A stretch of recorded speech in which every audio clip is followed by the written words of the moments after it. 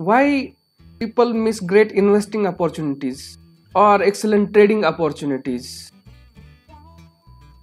Why people buy stocks at high prices and sell those at low prices instead of doing opposite? I am going to explain this with a well-known concept in psychology. So stay tuned and watch this video till end.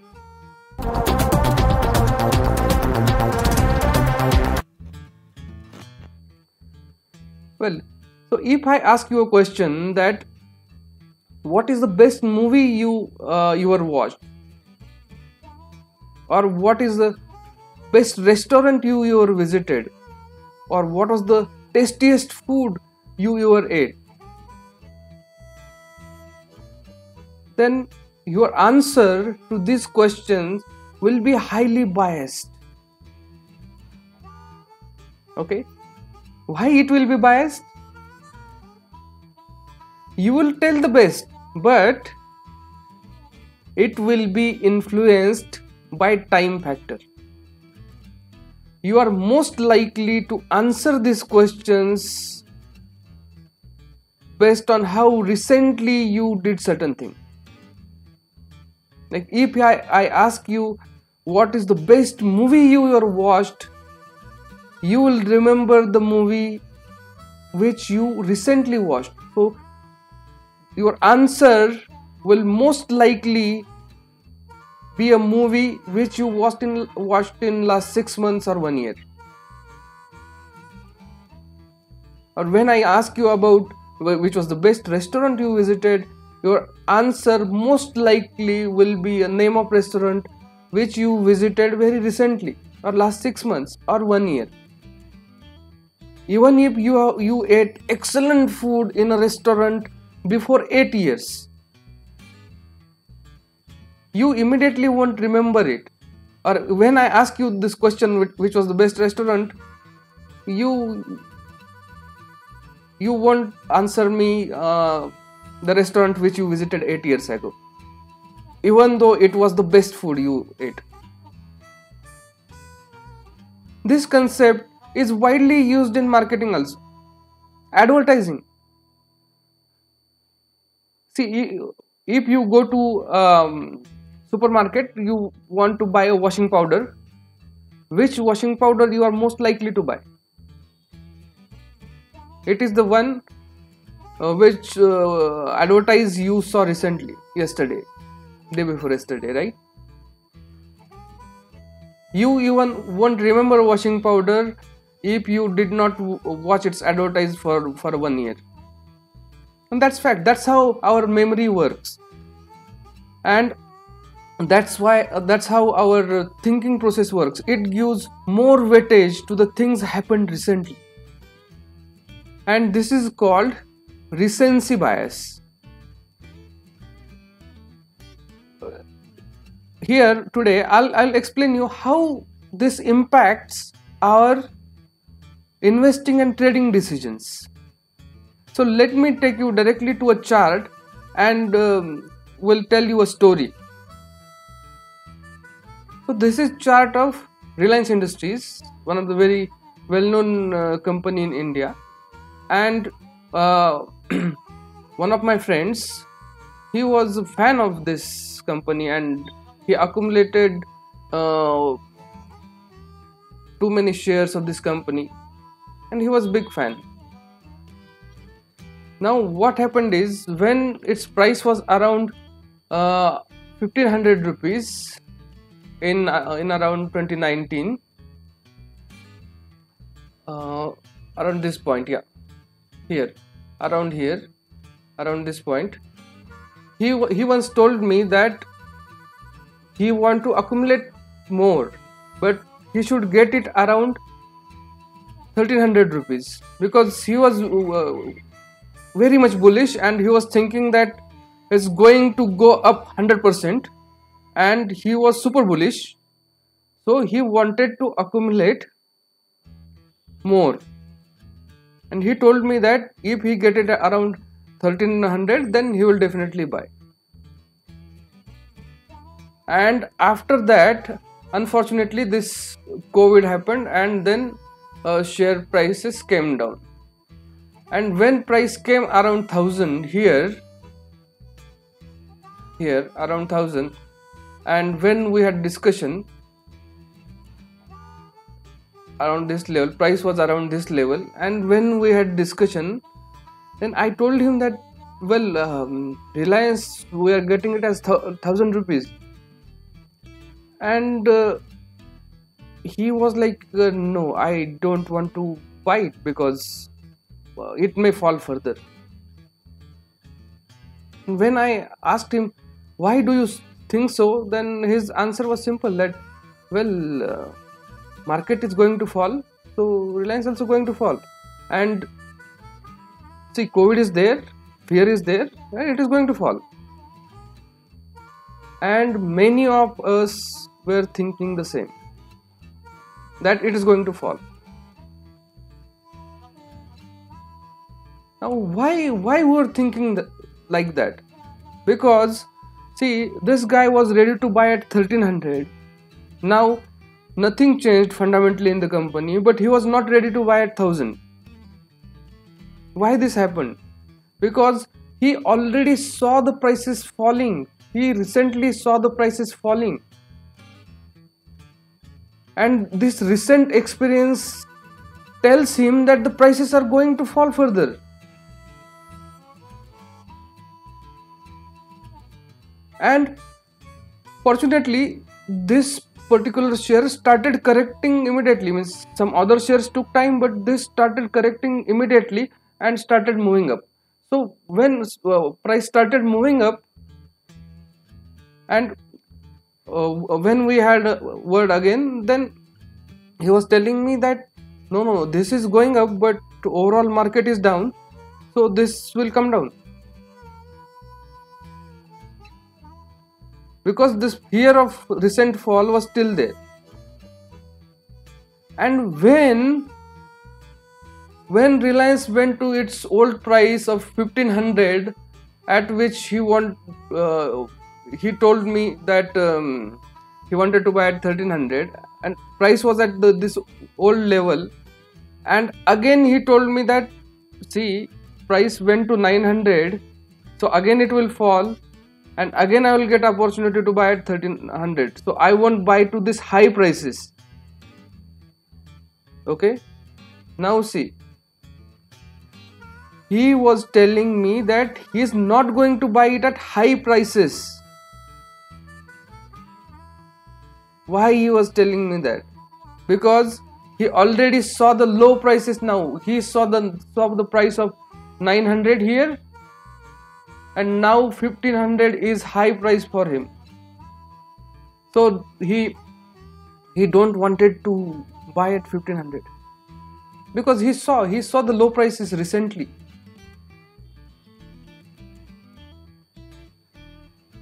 Suppose at this scenario, suppose at this point of time, it was June 2020. Just imagine, there is one person who lost his memory, जिसकी याददाश्त चली गई in February, and he got his memory back here in June 2020. It's just matter of 3-4 months. He lost his memory here and he got it back here, and he did not see this. Okay, he did not see this area.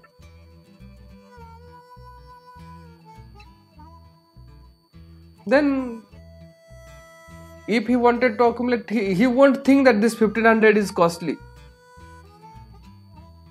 Or if the COVID did not happen and this prices just moved like this in 1500 range, still he won't think 1500 is costly.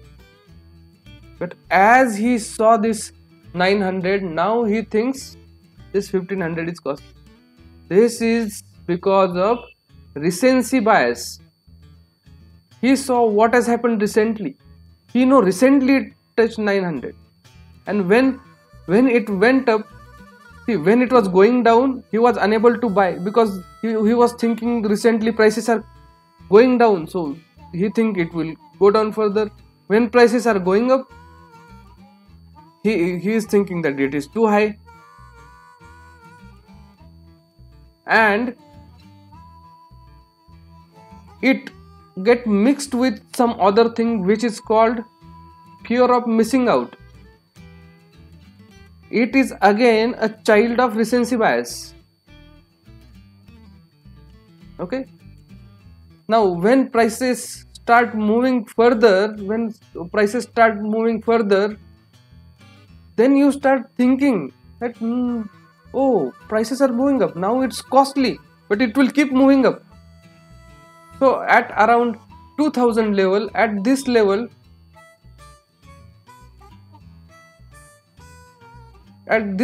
you don't think it as costly now. You don't think it is expensive, because you are thinking of recency bias. Sorry, your thinking, which is influenced by recency bias, tells you that it is an uptrend, it is going to go up, because recently it's going up. Now your thinking don't tell you that this is costly. It tells you that this is going to go up, because it is seeing it going up recently.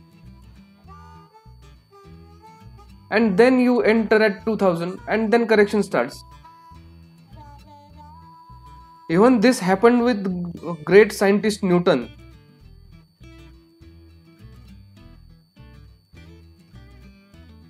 So this fear of missing out, or famously known as FOMO, is also child of recency bias, and that's why people buy at higher prices.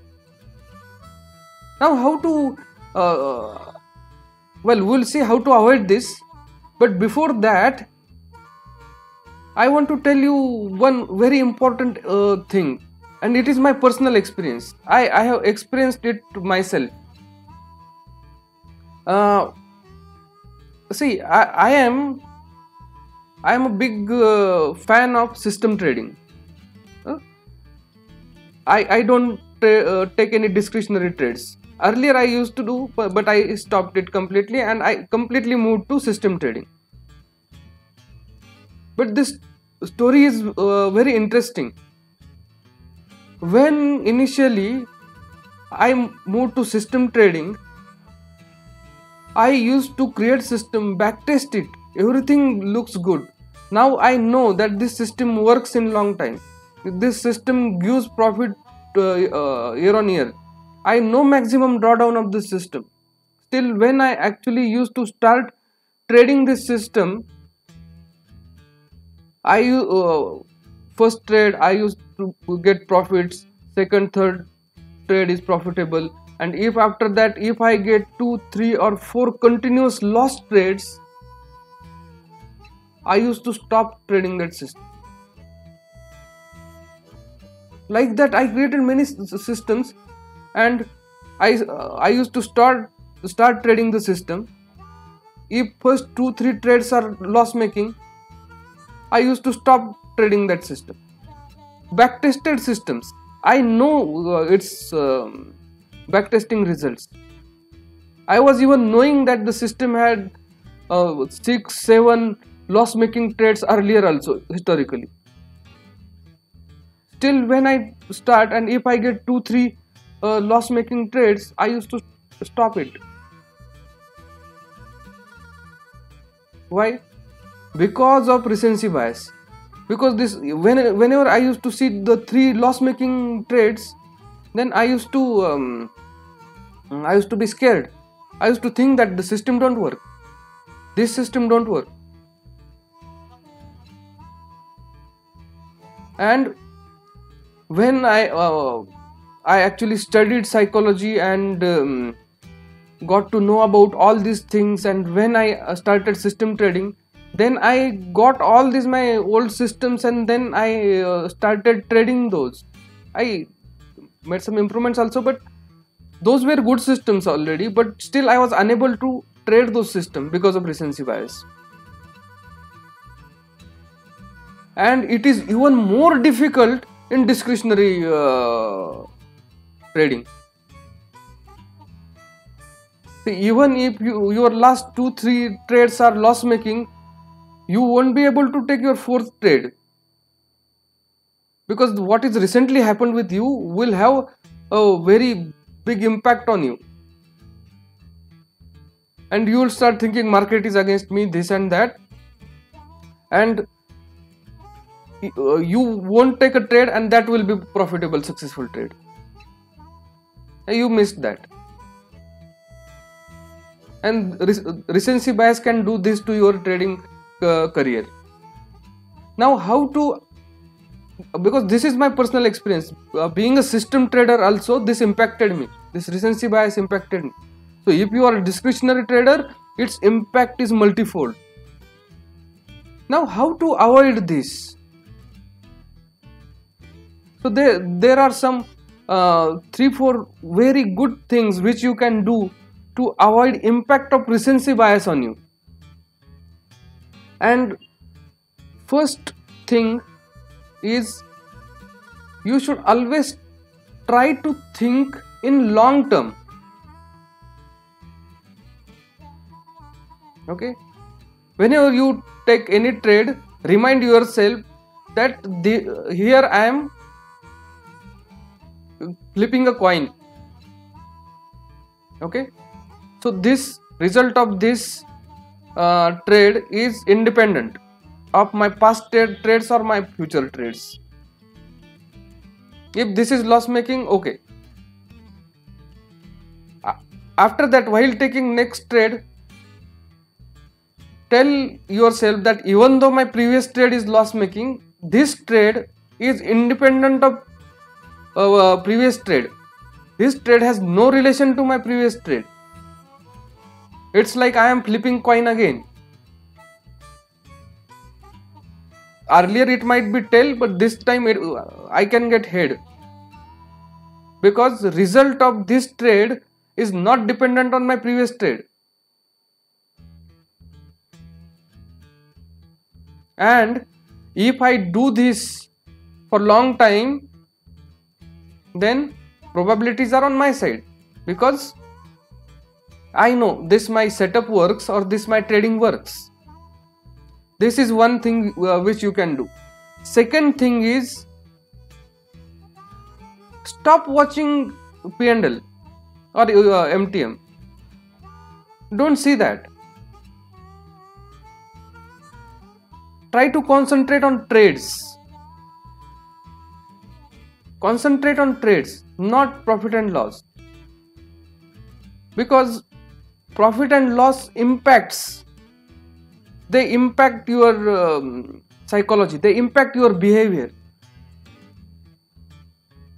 See, not even in bad phases while you making losses, but these adversely impact when you are making profits also. If 4-5 of your trades are successful and you made good profits, while taking 6th trade, you will start thinking that I made 4-5 profits. Now it will definitely lose. So you will try to avoid the trade, which you should not do. Next thing is, this recency bias tells you that now you know about market. You solve the market because your all trade are profitable. Recently this happened, so recency bias is acting on you. Your 5-6 trades are profitable, so your thinking start telling you that, see, you know how to trade now, all your trades are successful, and you become overconfident and you jump your system, you don't follow the rules, or you don't follow your risk management. Because see, once you think, I know now that my trades are profitable, so I don't need stop losses, that kind of thinking comes up, and this kind of thinking has finished career of many traders. Note my point. And recency bias can definitely make these things complicated for you. If you are making losses, it tells you that your system is wrong. if you are making profits, it tells you that you are invincible, and in these conditions it to make you do these errors or mistakes. Okay. Third point to avoid the recency bias is assess and define your risk. Whenever you take any trade, define your risk. So when you know your risk, you can tell yourself that, see, I can happily take that risk. That's it.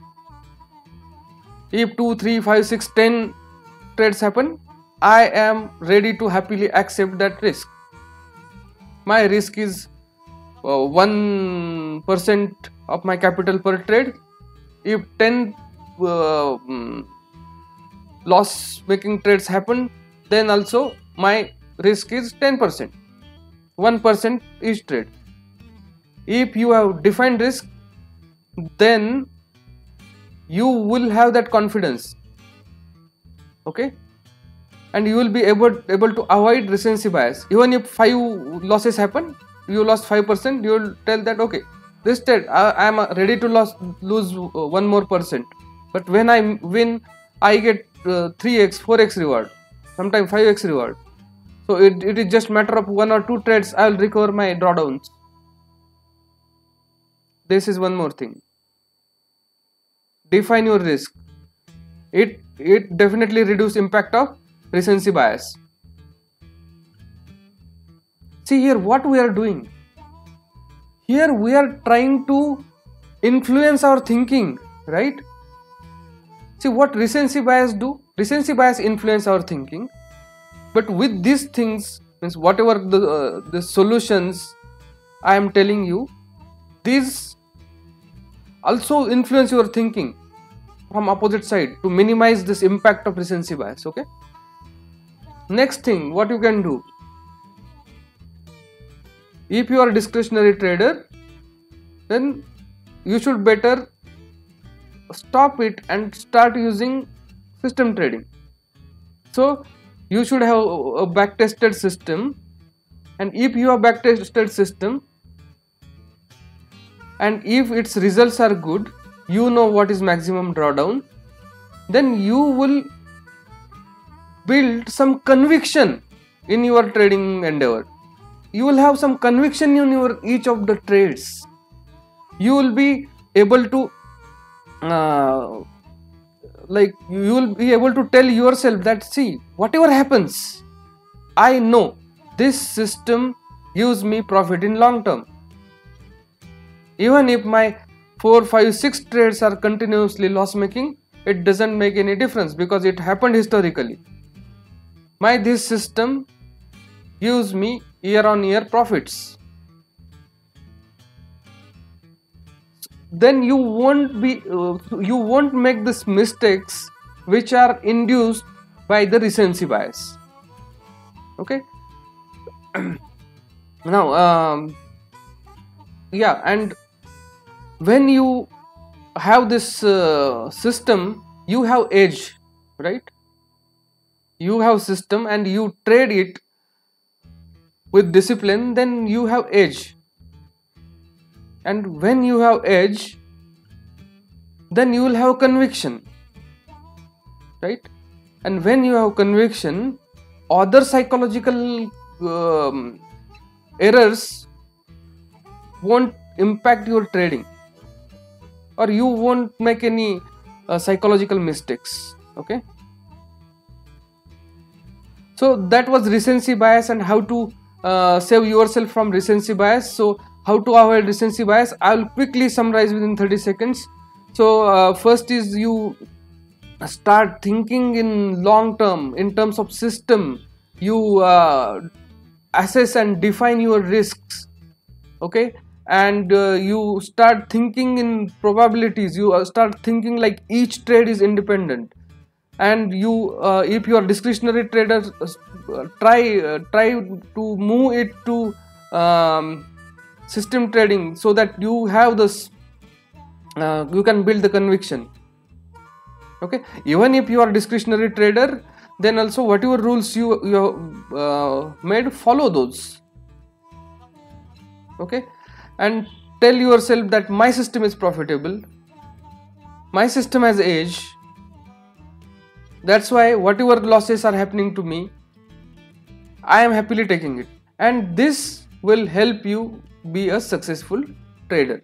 So please like this video and subscribe to our channels for more such videos, and there are very good educational videos about technical analysis also.